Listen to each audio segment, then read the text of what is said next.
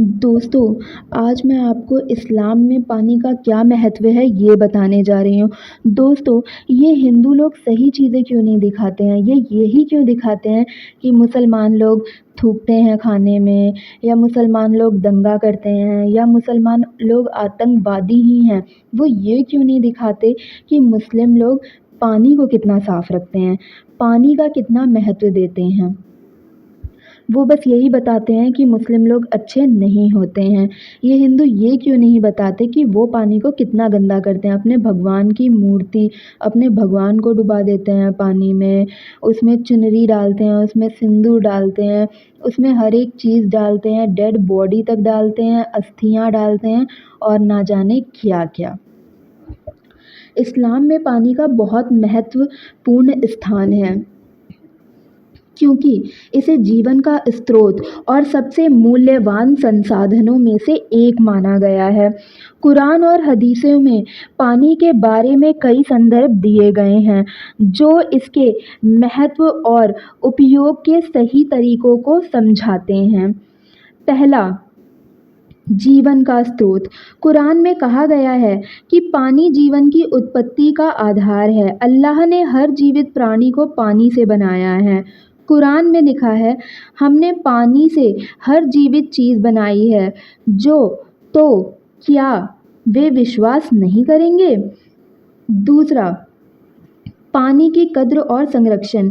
इस्लाम में पानी को संरक्षित करने पर जोर दिया गया है कि पानी प्रचुर मात्रा में उपलब्ध हो।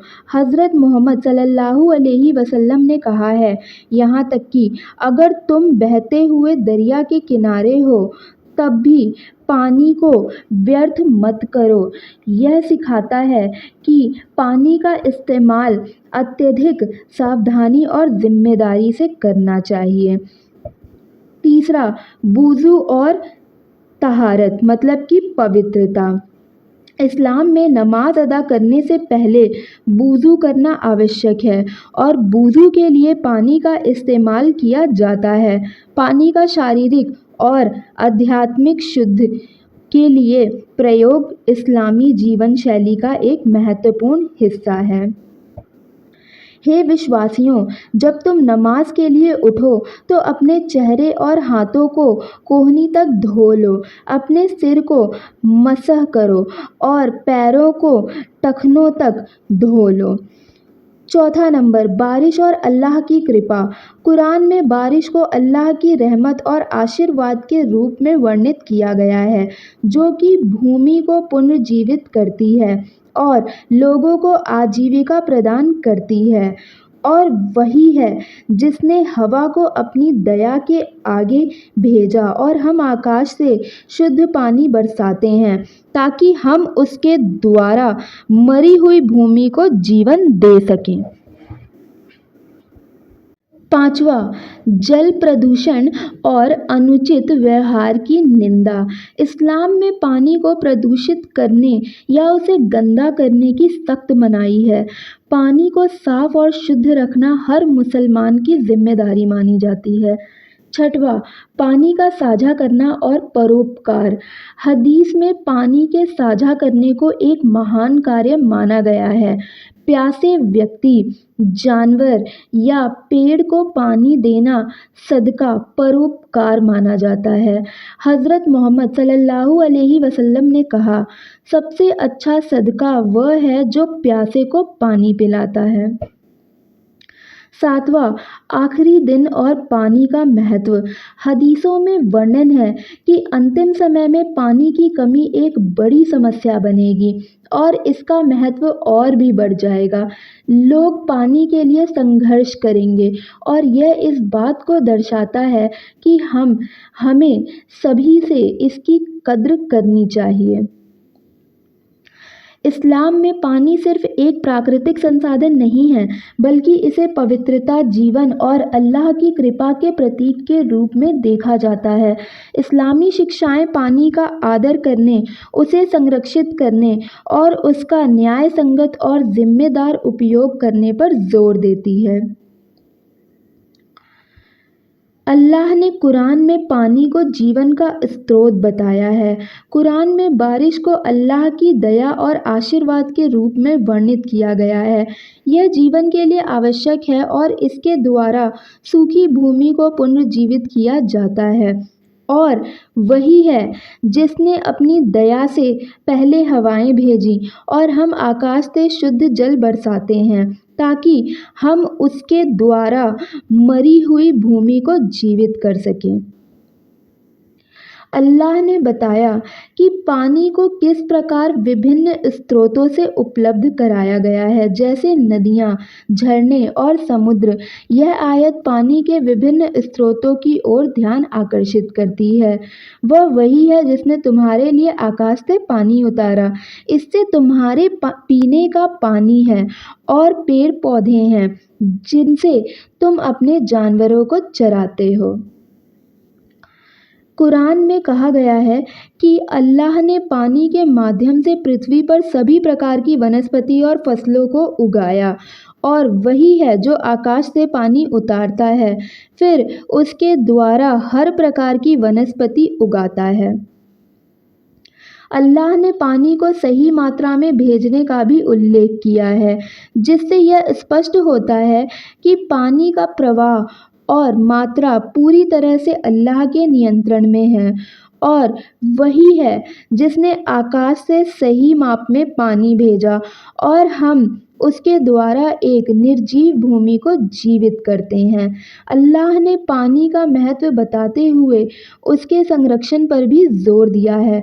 पानी का दुरुपयोग न करने की हिदायत दी गई है, चाहे वह कितनी भी मात्रा में उपलब्ध हो।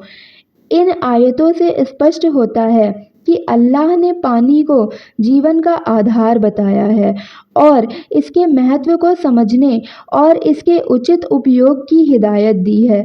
पानी अल्लाह की एक बड़ी नेमत, कृपा है, जिसका सम्मान करना और इसे संजोना हर इंसान की जिम्मेदारी है।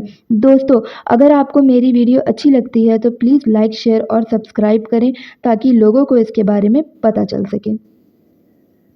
मुसलमान पानी को गंदा न करने की बहुत सख्त हिदायत पर चलते हैं, क्योंकि इस्लाम में पानी को एक पवित्र और जीवनदायिनी वस्तु माना गया है।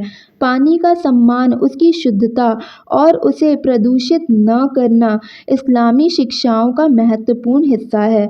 कुरान और हदीसों में पानी के संरक्षण और इसकी शुद्धता के बारे में स्पष्ट निर्देश दिए गए हैं।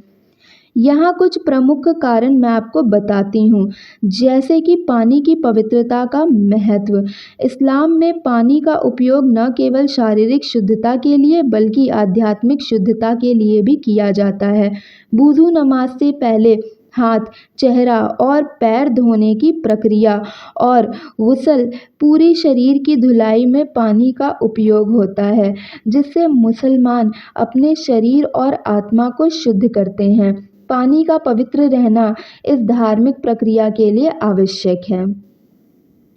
दूसरा है अल्लाह की नेमत की कद्र करना। कहो, बताओ, अगर तुम्हारा पानी ज़मीन में समा जाए तो तुम्हारे लिए कौन शुद्ध पानी का स्रोत ला सकेगा। तीसरा है जल संरक्षण की हिदायत। अल्लाह ने स्ट्रिक्टली कहा है कि पानी को व्यर्थ मत करो, चाहे तुम बहती नदी के किनारे ही क्यों ना हो। इससे यह समझ आता है कि पानी को व्यर्थ करने के साथ ही इसे गंदा करना भी मना है। और चौथा, पानी को शुद्ध रखने की जिम्मेदारी।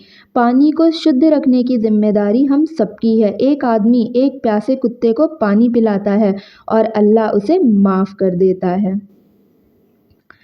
स्वच्छता और स्वास्थ्य। इस्लाम में तहारत मतलब कि पवित्रता और साफ़ सफाई का बहुत महत्व है। सफाई आधा ईमान है।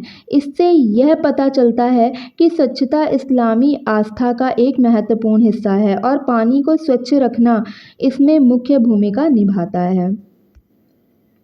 मुसलमान पानी को गंदा नहीं करते क्योंकि इस्लाम में पानी को पवित्र और जीवनदायिनी माना गया है। यह अल्लाह की नेमत है और इसे गंदा करना या बर्बाद करना न केवल धार्मिक दृष्टिकोण से गलत है बल्कि मानवता और पर्यावरण के लिए भी नुकसानदायक है।